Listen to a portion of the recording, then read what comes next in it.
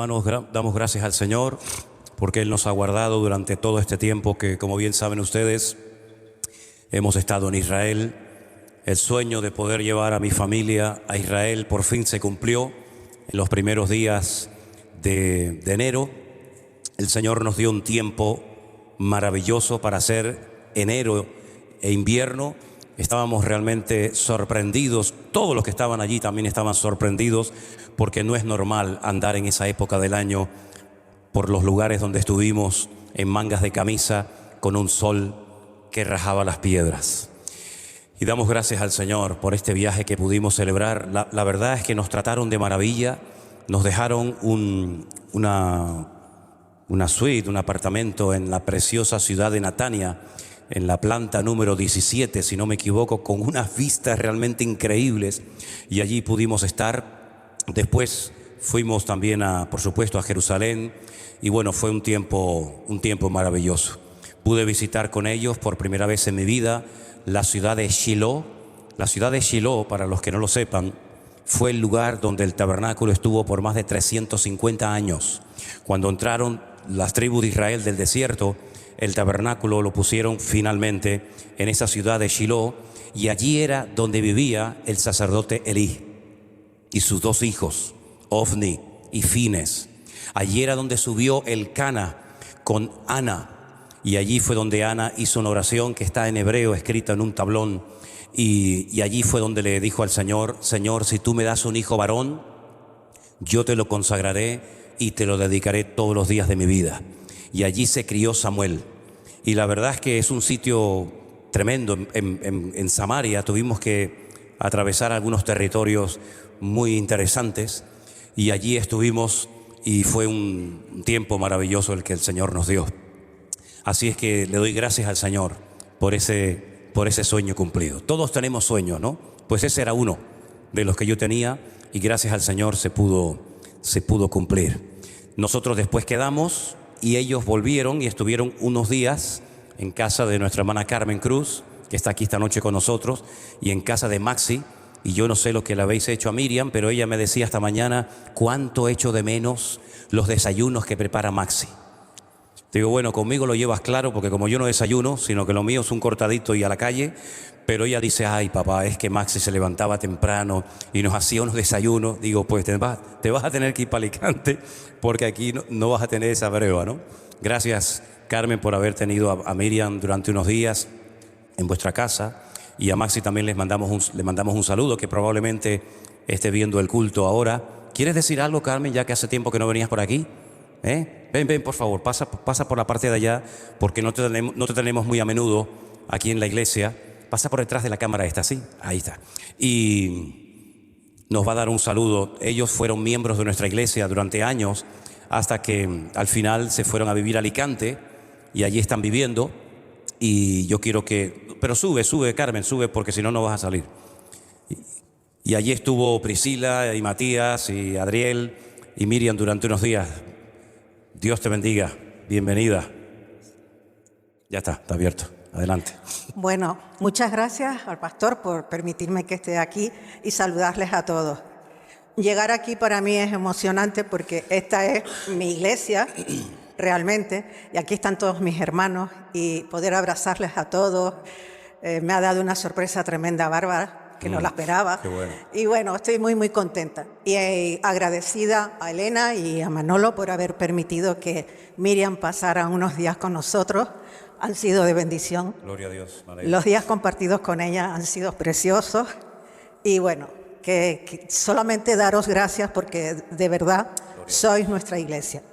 Estamos ya viviendo 5 años en Alicante, y realmente lo digo a todo el mundo, a mis amigos de allí y aquí, no he hecho en falta para nada Tenerife, que es mi tierra.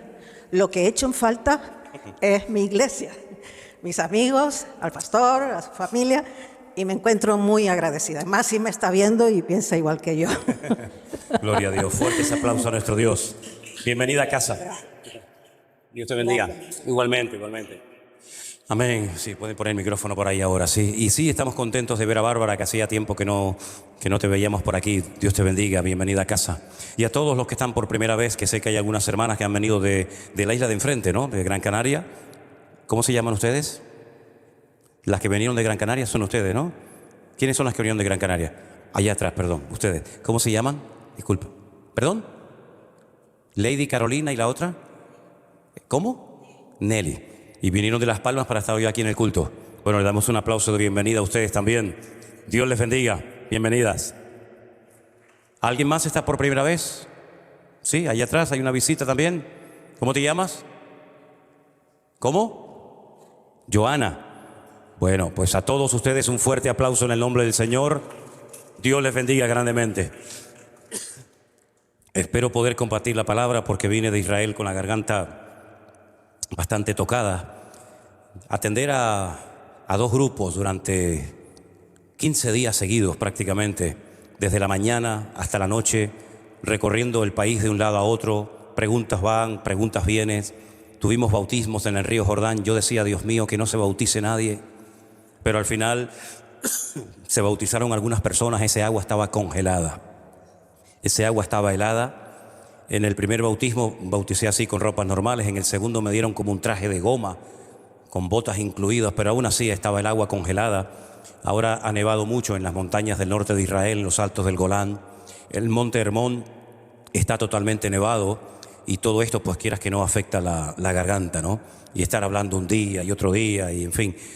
Pero bueno, aquí estamos, gracias al Señor, con Elena, con Priscila, con Miriam, con Matías y con el chiquitín de la casa que se portó de verdad como un campeón. En este viaje que hicimos a Israel decíamos, a ver cómo se porta este. Pero la verdad es que fue una bendición, una maravilla tener un niño así que se está todo el día riendo. Yo no sé a quién ha salido, porque yo no soy así y creo que los padres tampoco son así. Pero tener un niño tan alegre es una bendición. Yo era un niño, y lo he dicho muchas veces, y lo digo en serio, les puedo traer fotografías para que las vean. Yo era un niño precioso. De niño, digo de niño, ya de grande otra cosa. Pero de niño era muy bonito, era precioso, gordito, pero el más antipático del mundo. No dejaba que nadie me tocara, no dejaba que nadie me hiciera ninguna carantoña, ninguna risa, porque enseguida me ponía a llorar. Era un niño muy bonito, pero muy antipático. Pero la verdad es que Adriel tiene las dos cosas, es bonito y es simpático, ¿no? Así que, ¿qué más se puede pedir? Bueno, mis queridos hermanos, yo quiero llevarles a una primera lectura en el Evangelio de Mateo, el capítulo 23. El capítulo 23 es un capítulo durísimo, durísimo, porque habla acerca del concepto que tenía el Señor Jesús de los escribas y fariseos de su época. Emplea el Señor calificativos en este capítulo muy duros, como ciegos, víboras, hipócritas y otras muchas cosas. Y al final de este largo discurso de Mateo capítulo 23, el Señor termina diciendo en el verso 37, Jerusalén, Jerusalén, que matas a los profetas y apedreas a los que te son enviados. ¿Cuántas veces quise juntar a tus hijos como la gallina junta a tus polluelos debajo de las alas, y no quisiste, no quisieron? He aquí vuestra casa os es dejada desierta, porque os digo que desde ahora no me veréis más hasta que digáis, bendito el que viene en el nombre del Señor. Esa era la palabra que se le daba al sumo sacerdote cuando volvía de Belén con los corderos que iban a ser posteriormente sacrificados en la fiesta de la Pascua. Lo veían venir en el horizonte con aquellos corderos que iban a ser escrupulosamente examinados durante varios días para descubrir el más mínimo defecto, y si así era, lo descartaban. Y entonces cuando lo veían venir al sumo sacerdote desde Belén, donde estaban los pastores cuidando los rebaños, toda la ciudad de Jerusalén salía a recibirlo con este saludo, Baruch haba Beshem Adonai, bendito el que viene en nombre del Señor. El Señor Jesucristo, desde un lugar en el que hemos estado hace unos días, llora por la ciudad de Jerusalén. Yo no sé cuántos de ustedes se han dado cuenta la cantidad de ciudades que se mencionan en la Biblia. Tal vez sería bueno darles esta tarea a todos ustedes para que fueran anotando en una libreta todas las ciudades que se mencionan en la Biblia. Aquí tenemos Jerusalén, podríamos hablar de Capernaum, podríamos hablar de Tiro, de Sidón, de Betsaida y de tantas ciudades. Pero concretamente a esta ciudad de Jerusalén, el Señor le reprocha que no le dejaron cumplir su voluntad. La ciudad de Jerusalén siempre ha sido una ciudad codiciada por todo el mundo, odiada y amada al mismo tiempo por todos. Por allí han pasado todos los imperios habidos y por haber. Ha sido destruida docenas de veces y docenas de veces ha vuelto a ser reconstruida. Yo le digo a los hermanos cuando paseamos por las calles de la actual Jerusalén, que no es la Jerusalén que pisó y visitó el Señor Jesús.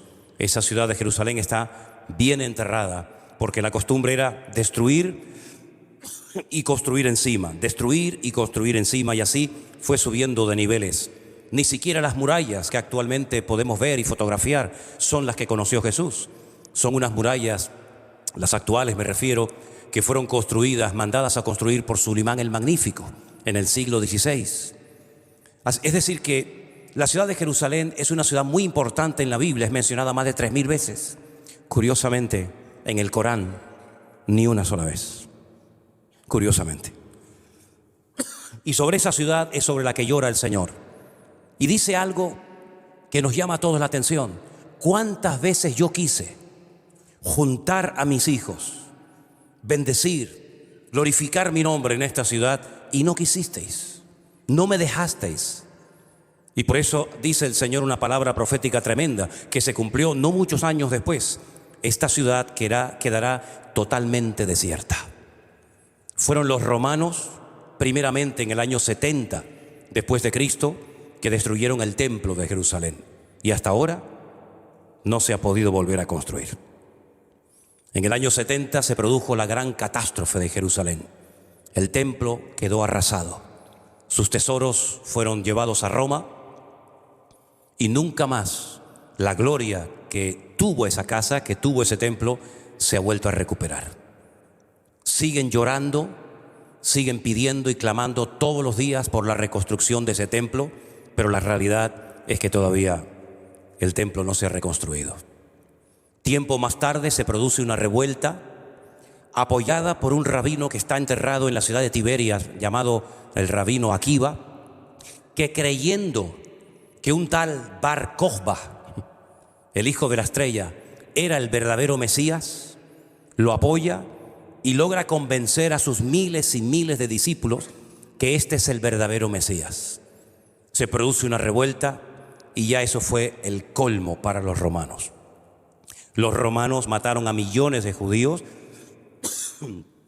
le cambiaron el nombre a Jerusalén porque estaban hartos de tantas revueltas y le pusieron Aelia Capitolina.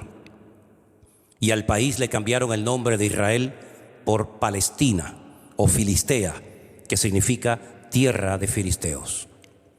Quedó un pequeño reducto de judíos, vamos a decir así, rebeldes, que se habían ido al desierto, a una fortaleza llamada la fortaleza de Masada, y allí se refugiaron, y durante años los romanos estuvieron construyendo una rampa, una especie de montaña artificial de rocas, de piedras y de tierra, para poder subir arriba y terminar con la vida de estos judíos rebeldes que se habían, refugiado en aquel lugar. Cuando llegaron se los encontraron a todos muertos, se habían suicidado, se habían quitado la vida. Y desde entonces hasta hoy en día, Jerusalén ha pasado como una falsa moneda de una mano a otra mano. Nunca he sentido en este último viaje por Jerusalén la sensación que he sentido en estos últimos días. Ya no es una ciudad tan tranquila y pacífica como antes.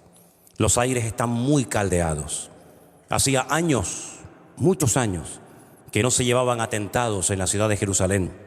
Nosotros no los vimos, gracias al Señor no estábamos en esos días en Jerusalén, pero se han vuelto a producir atentados donde han muerto personas y los ánimos están muy, muy caldeados. Además, para colmo, ahora en el mes de marzo comenzará un mes que siempre es un mes conflictivo, porque es el mes en el que ayunan los musulmanes, el famoso mes del Ramadán. Solamente pueden comer durante la noche, y entre el odio y el desprecio que llevan siempre, desde niños, encima el mal humor que uno tiene cuando tiene hambre y no puede comer, todo eso se junta y solamente por la gracia y la misericordia de Dios confiamos de que no se produzca una siguiente intifada donde se calcula que podrían morir centenares o miles de personas. Así que les pido oración para que este próximo mes de marzo y abril, pues el Señor guarde a su pueblo, y dice la Biblia que tenemos que orar por la paz de Jerusalén, la ciudad del gran rey, la única ciudad del mundo que la Biblia le da 70 nombres diferentes. Yo no me lo sé todo, porque no me he propuesto estudiármelos, pero les puedo asegurar que hay 70 nombres diferentes. Esto no pasa con ninguna ciudad del mundo. 70 nombres diferentes para dirigirse a la misma ciudad. Por supuesto, la más conocida, Jerusalén. Pero lo que está bien claro es que el Señor Jesucristo lloró por esta ciudad. Lloró por esta ciudad porque veía su rebeldía, veía su dureza de corazón. No nos olvidemos que fue en esta ciudad donde el Señor Jesucristo fue crucificado, en el monte de la Calavera. No nos olvidemos que después de la resurrección, los judíos, en vez de reconocer, me refiero a las autoridades religiosas, en vez de reconocer que se habían equivocado crucificando y matando al verdadero Mesías, al verlo resucitado, pues tenían que haberse dado cuenta de que se equivocaron, pero fue todo lo contrario. La Biblia dice que sobornaron a los soldados romanos para que dijeran que sus discípulos habían venido de noche y robaron el cuerpo y se lo llevaron y le hicieron creer a la gente que su maestro había resucitado. Dice, y este dicho se sigue diciendo y creyendo hasta el día de hoy. Jerusalén e Israel se sigue resistiendo a aceptar a Jesús como el Señor y Salvador personal de sus vidas.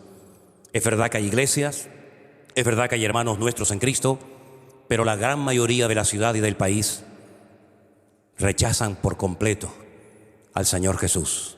Yo creo que si el Señor Jesús se pusiera en el mismo monte de los Olivos donde hizo esta declaración, volvería otra vez a llorar. Jerusalén, Jerusalén, que matas a los profetas y apedreas a los que te son enviados. Siguen todavía encerrados en sus costumbres, en sus tradiciones, en sus religiones, en sus mandamientos de hombres, y no quieren dar su brazo a torcer. Por eso lo que se avecina en el horizonte va a ser tremendo. Porque es verdad que el pueblo de Israel es un pueblo que ha sufrido muchísimo, muchísimo. Yo creo que es uno de los pueblos que más ha sufrido a lo largo de la historia. Por supuesto, hay otros pueblos que también han sufrido, pero con todo lo que han padecido, yo creo que ya tenían que estar más blandos sus corazones para recibir a Jesús como el verdadero Mesías. Pues no se ha producido ese milagro, sino que siguen rechazándolo. Incluso hay judíos que se dedican a perseguir a cristianos y a esperarlos en las puertas de las congregaciones para insultarlos. Y le intentan complicar la vida de todas las maneras habidas y por haber. Y no solamente eso, sino que en Israel está prohibido por ley hacer evangelismo. Usted no puede salir por las calles a predicar el evangelio. Bueno, si lo hace, ya sabe, aténgase a las consecuencias. Usted puede terminar en la cárcel, es un delito. No pueden ir evangelistas, no pueden ir pastores, no pueden ir misioneros a Israel a hacer evangelismo, porque está totalmente prohibido. Fíjense lo paradójico que les voy a contar ahora, que hay en Jerusalén una universidad enorme, financiada por los mormones. Ustedes saben que los mormones son estos muchachos que van vestidos de blanco y se dedican pues a evangelizar y a tratar de alcanzar a gente para su causa. Bueno, Israel les permitió construir una universidad gigantesca que costó millones de dólares, con la condición de que tenían que comprometerse por escrito a no evangelizar, porque está totalmente prohibido evangelizar en Israel. La pregunta es entonces, ¿y cómo hacen los hermanos cristianos de allí? Bueno, con su testimonio personal, esperando que alguien te haga una pregunta, entonces lógicamente sí les puedes responder. Pero eso de salir por la calle a repartir folletos, a evangelizar, todavía sigue Jerusalén cerrada a Cristo y al evangelio. ¿Creen ustedes que el Señor está contento con esta actitud? Todo lo contrario. Ahora, no solamente eso, sino que el Señor les dice en el verso 38, he aquí, vuestra casa os es dejada desierta. ¿A qué casa se estaba refiriendo el Señor concretamente? Porque ya ha hablado de lo que le va a pasar a Jerusalén, pero cuando habla de la casa, para el judío la casa más importante de la ciudad era sin lugar a dudas la casa de Dios, el templo de Jerusalén. Y es curioso que cuando el Señor Jesucristo salió del templo y se iba, dice en el versículo 1 del capítulo 24, que sus discípulos se le acercaron para mostrarle los edificios del templo, es decir, de la casa de Dios. Es decir, les acabo de decir que esta casa va a quedar desierta, pero ellos no son conscientes de lo que acaban de oír y le dicen al Señor: Señor, fíjate qué templo tan hermoso tenemos. Mira qué dependencias, mira el oro, mira qué decoración. Y el Señor les dice: ¿veis todo esto? Verso 2. De cierto os digo que no quedará aquí piedra sobre piedra que no sea derribada.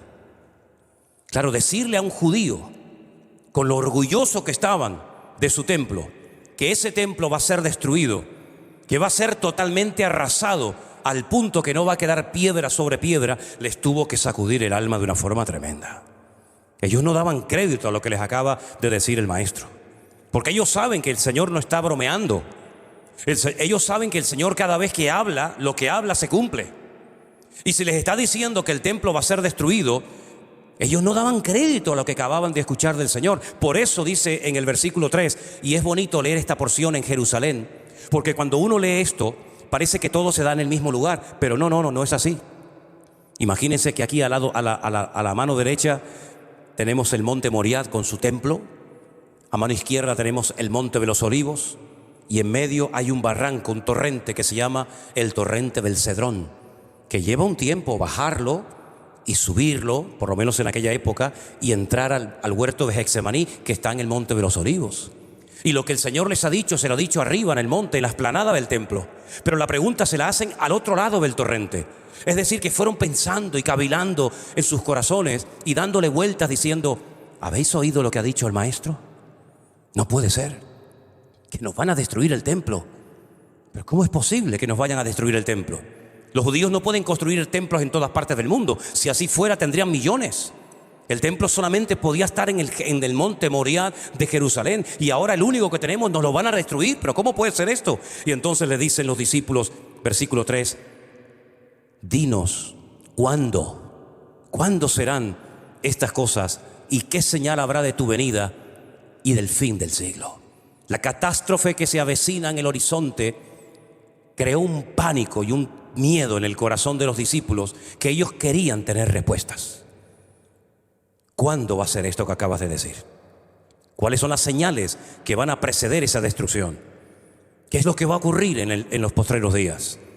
Y gracias al Señor, lo he dicho en otras ocasiones, que los discípulos le hicieron esta pregunta al Señor, porque si no le hubieran preguntado esto al Señor, nos hubiéramos perdido toda la explicación que el Señor da en el capítulo 24 del Evangelio según San Mateo.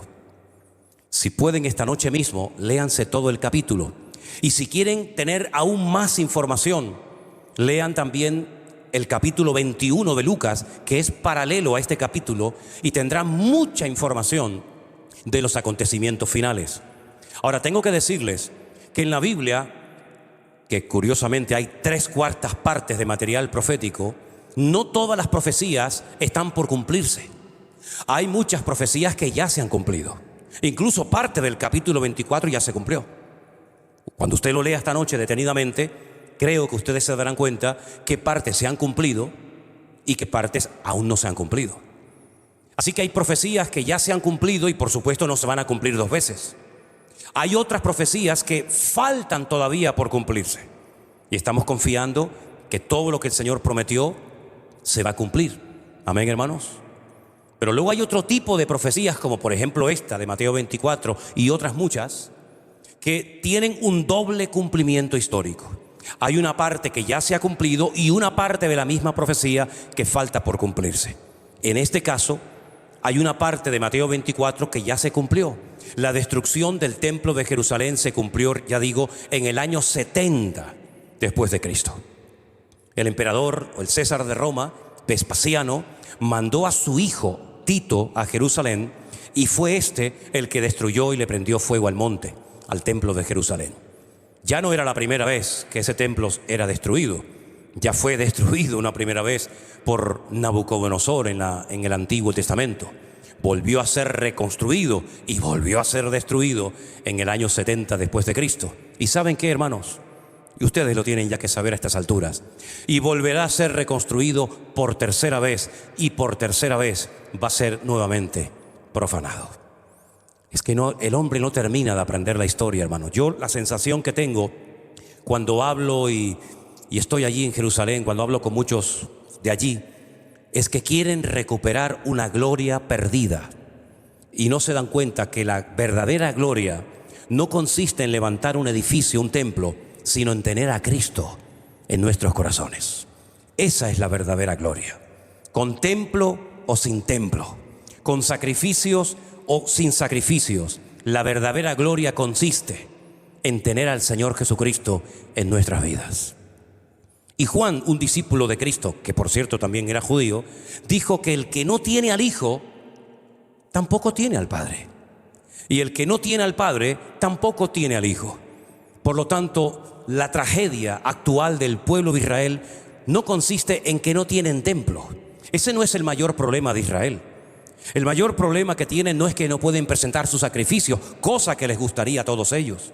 Ese no es el mayor problema, ni siquiera con los palestinos o con los árabes que les rodean. Ese no es el problema de Israel. El problema de Israel es que no tiene a Cristo.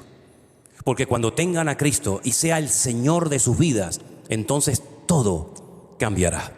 Pero hay una buena noticia, y es que hay una palabra en la carta de Pablo y otras también en la carta de Pablo a los romanos que nos habla acerca de una futura restauración, espiritualmente hablando, del pueblo de Israel. ¿Cuántos dicen amén? Ya lo decía Ezequiel en el capítulo 36, cuando el Señor le muestra una visión de un valle lleno de huesos secos.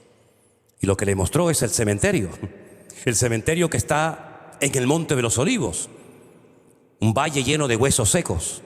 Y el Señor le muestra en visión ese valle, ese cementerio, y le hace una pregunta muy interesante al profeta Ezequiel. ¿Vivirán estos huesos? ¿Volverán a la vida estos cadáveres? Y el profeta Ezequiel le dice: tú lo sabes todo, Señor, yo no lo sé. Y el Señor le dice: profetízales, háblales, predícales a los huesos. Y dice que salían de sus tumbas y se levantaban. Dice, pero les faltaba espíritu en ellos. Y entonces le dice el Señor por segunda vez: dile que entre espíritu en ellos. Y dice que entró el Espíritu de Dios en esos huesos secos y se convirtieron en un ejército tremendamente numeroso. Al final del capítulo, al final de la visión, el Señor le dice a Ezequiel: te voy a decir lo que esto significa. En los postreros días, mi pueblo será restaurado de una forma natural, como nación, como pueblo, y de una forma espiritual. Cuando Ezequiel recibe esta revelación, ni una ni otra se había dado. Estaban en el cautiverio, por consiguiente ni siquiera estaban viviendo en Israel. Pero nosotros tenemos una gran ventaja, queridos hermanos, y es que podemos mirar atrás y ver cómo la historia nos ayuda a ver cómo la palabra de Dios se cumple. Fue en mayo de 1948. Yo no había nacido, algunos de ustedes a lo mejor sí. Pero en mayo de 1948 se constituyó la nación de Israel después de 2000 años de estar errantes por el mundo. El edificio donde David Ben Gurión proclamó el Estado moderno de Israel todavía existe y se puede visitar, es un museo en Tel Aviv. Y vemos que la restauración nacional como país, como pueblo, ya se ha producido. Y bueno, es algo que está ahí, lo quieran recibir o aceptar las Naciones Unidas o quien sea, ese es otro tema. Pero ahí hay un país pequeñito, con su bandera, con su himno, con sus tradiciones, ahí hay un pueblo. Pero espiritualmente hablando, todavía esa restauración no se ha producido, porque todavía el Señor llora sobre Jerusalén, porque todavía Israel se resiste a arrepentirse de sus pecados y a recibir y a proclamar a Cristo como su Mesías verdadero. Es una tragedia ver cómo todavía siguen creyendo que aquel famoso rabino llamado Lubavitch, que hay póster y fotografías de él por todo el país, era el verdadero Mesías. Y lo estaban esperando con banderas y con pancartas. Y se había proclamado en radio, en televisión y en todas partes que el Mesías viene, el Mesías viene. Y resulta que cuando estaban esperando al viejito Lubavitch que viniera, el viejito se murió. Y yo les digo, ¿y ahora? ¿No dicen ustedes que era el verdadero Mesías? Y dicen, de un momento a otro resucitará. Es increíble cómo un pueblo tan inteligente, de gente tan preparada, tengan una ceguera espiritual tan brutal, que son capaces de creer que un viejito era el Mesías y que va a resucitar, y confundieron al verdadero Mesías, que era el Señor Jesucristo, con un falso Mesías. Pero las cosas van a cambiar, porque la Biblia dice que por haber hecho las cosas mal, es decir, por haber rechazado el Evangelio y por haber rechazado a Cristo sin darse cuenta, sin querer, enriquecieron al mundo. Y uno se pregunta, ¿y de qué forma enriquecieron al mundo? Pues muy fácilmente. Uno de esos judíos fanáticos, cerrados, fariseos hasta la médula, se convirtió al cristianismo, se convirtió a Cristo, cambió de vida y se dio cuenta de que el Evangelio no podía quedar encerrado en la sinagoga de Israel, que tenía que ser predicado la palabra en todas las naciones de la tierra. Y este rabino famoso era Shaul, Saulo de Tarso, más conocido como el apóstol Pablo. Y él fue y le predicó a miles y a miles de gentiles el Evangelio que los judíos no querían recibir. Y entonces, inspirado por el Espíritu Santo, cuando le escribe la carta a los habitantes, a los miembros de la iglesia de Roma, les dice: si la transgresión de Israel enriqueció al mundo hasta el punto que miles y miles y miles de gentiles se han convertido, ¿cuánto más será su plena restauración? Y él habla de un olivo, es como una especie de metáfora, un olivo que era Israel, un árbol que está en todas partes en Israel.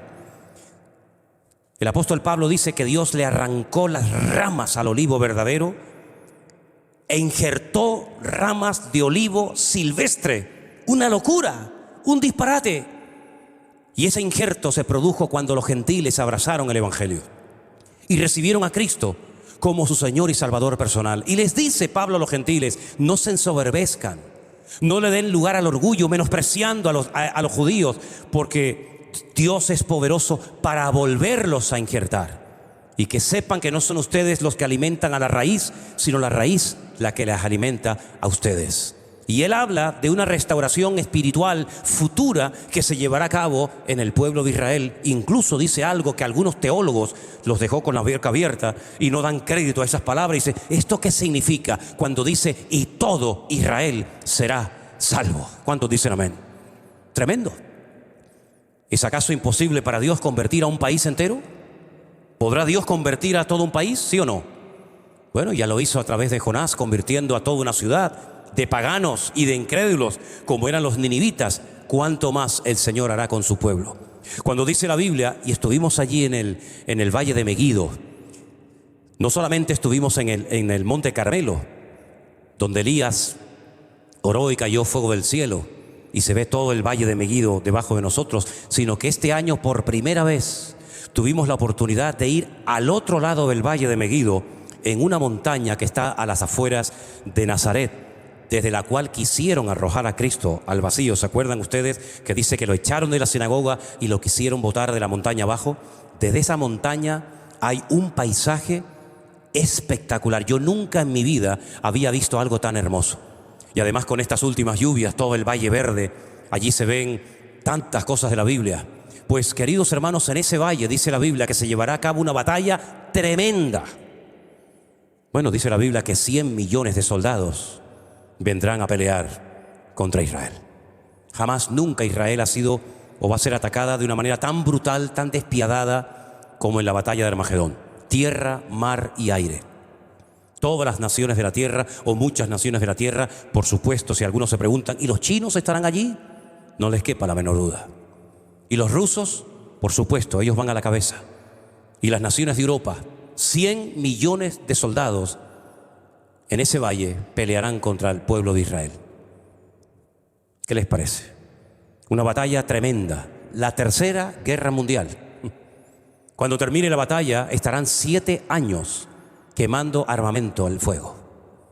Y durante muchísimos días y meses enterrando cadáveres, porque habrá una matanza como jamás en la historia lo ha habido.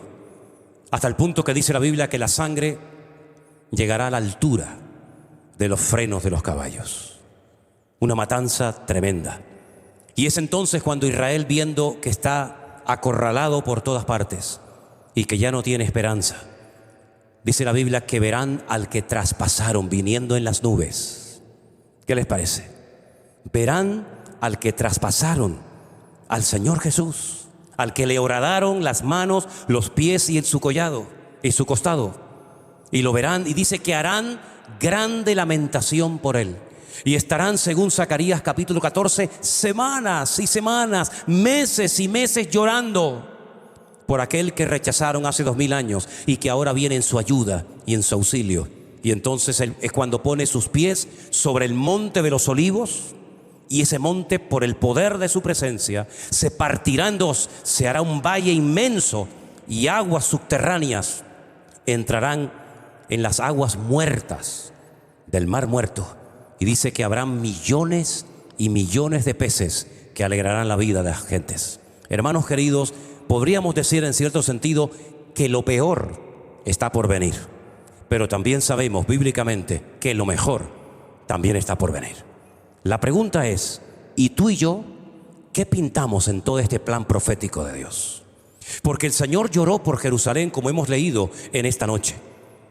Quiero también leer la misma situación, el mismo llanto de Jesús, pero según la versión de Lucas. Porque Lucas también nos dice que Jesús lloró. En el capítulo 13 de Lucas, el verso 34, nos dice así: Jerusalén, Jerusalén, que matas a los profetas y apedreas a los que te son enviados. Parece lo mismo, pero hay una palabra que yo quiero destacar. ¿Cuántas veces quise juntar a tus hijos como la gallina junta sus polluelos debajo de sus alas y no quisiste? Eso es prácticamente igual que nos cuenta Mateo. Pero ahora fíjate lo que dice el verso 35.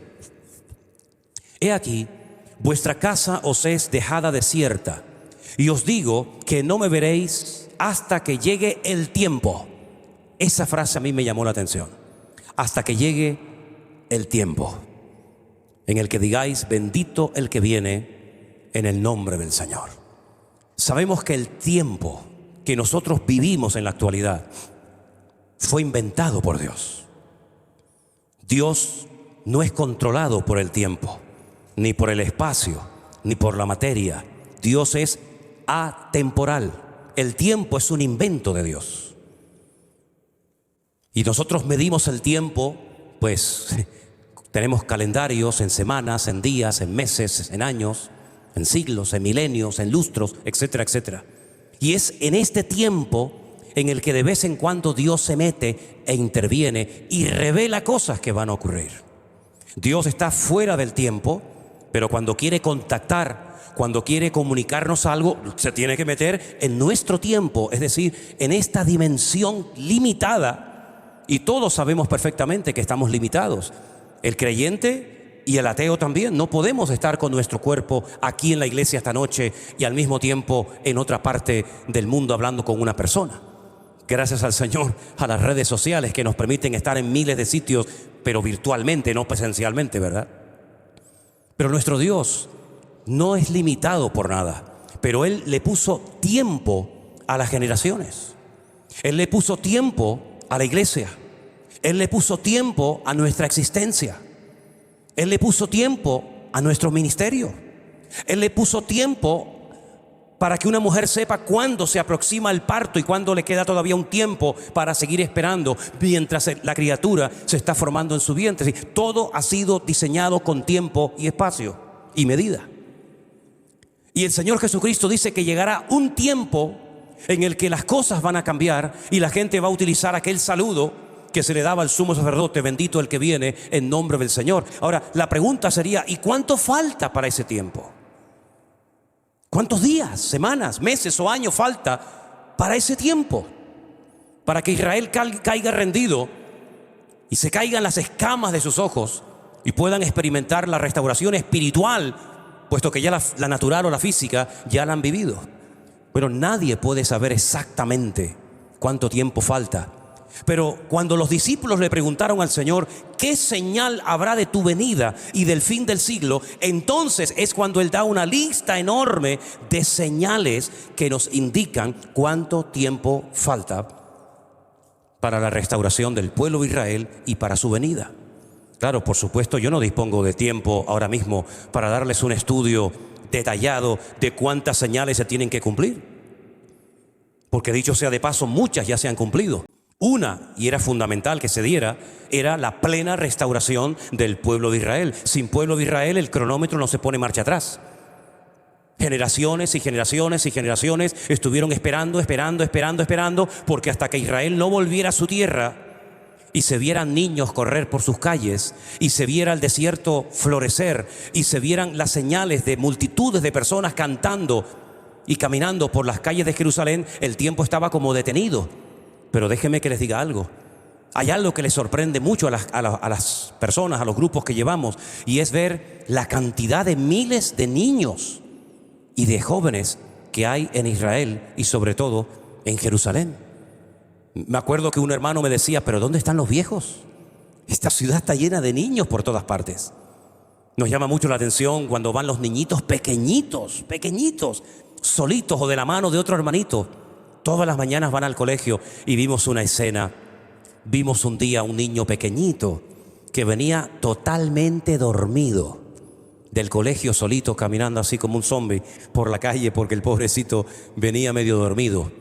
Ahora, lamentablemente, en estos días que hemos estado en Israel, uno de estos locos no se le ocurrió otra cosa que lanzar su coche a toda velocidad contra una parada de guaguas, contra una parada de autobús, y al momento un niño de 6 años perdió la vida.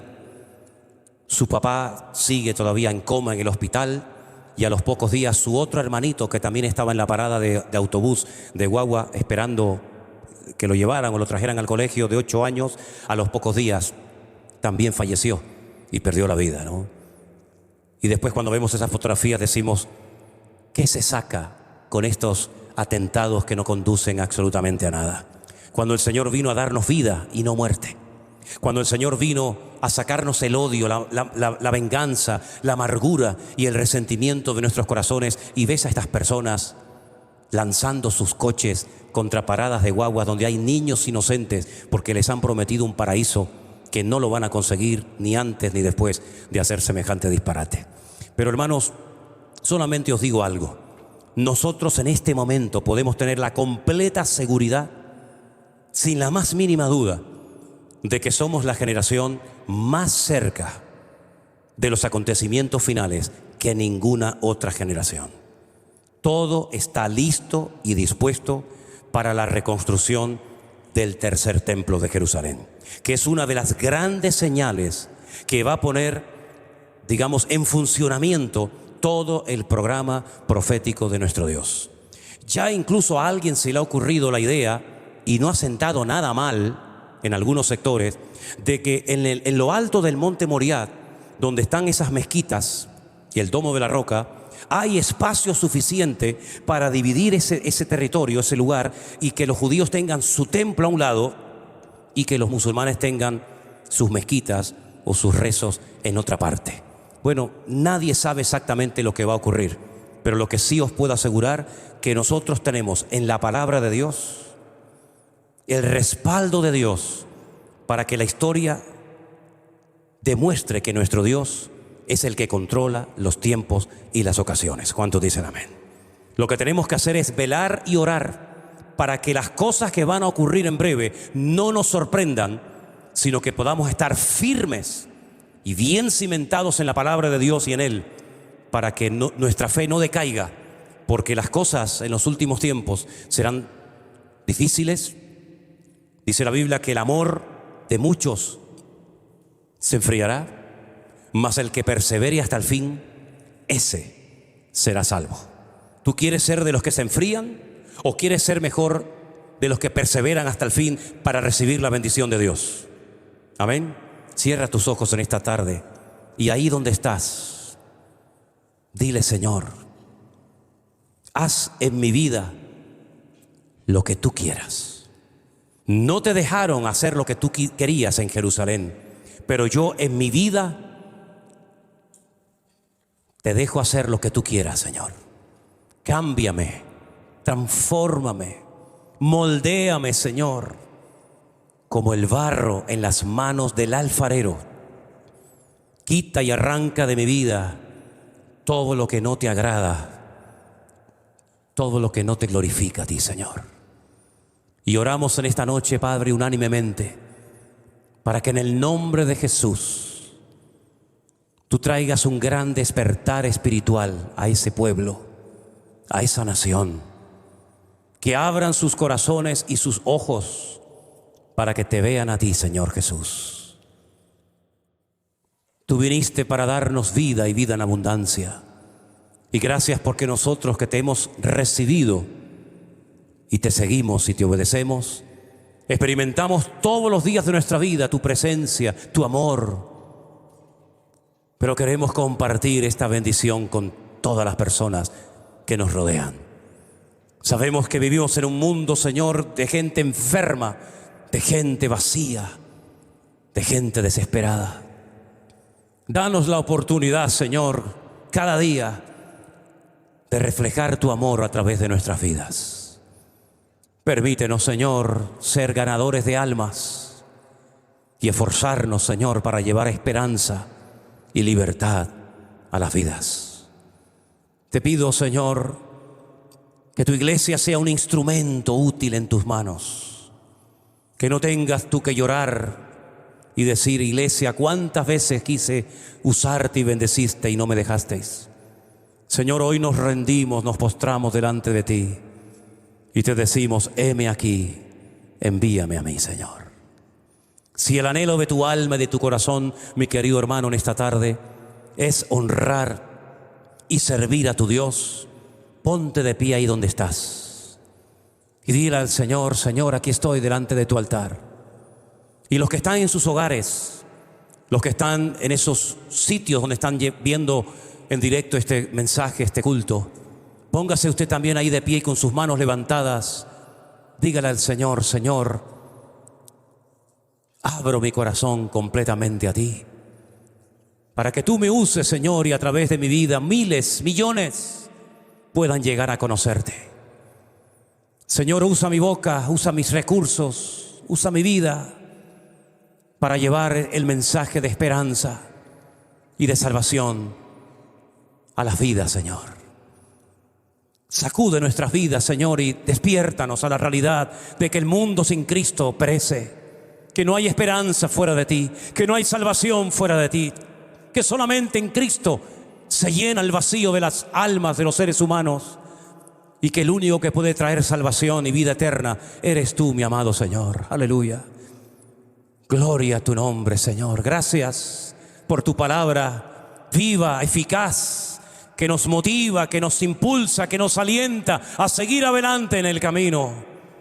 Renueva tú nuestras fuerzas, Padre Santo, para que podamos cumplir con la misión que tú has puesto sobre nuestros hombros. Bendito sea Dios.